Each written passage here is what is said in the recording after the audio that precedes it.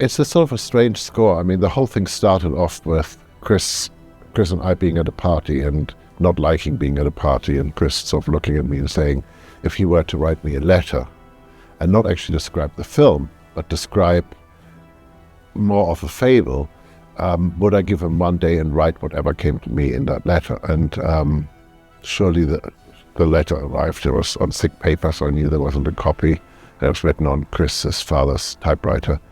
And it was a fable about what it meant, when your child is born and how you suddenly... I mean, it was very heartfelt. It was very small. It was very, very, very sensitive. So I wrote something very small, but something very sensitive.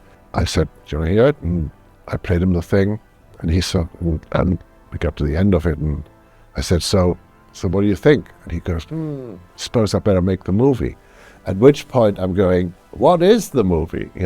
And he starts to talk about space, and he starts to talk about huge global subjects and rockets and space travel, time, and, all those things. I mean, monumental themes. And I said to him, but I've only written this tiny little, very, very sensitive little theme. I really wrote about my son at the time. And Chris said, well, I at least know where the heart of the movie is. The whole movie is built basically on the same material, and it's either louder or quieter, or it's either faster or slower.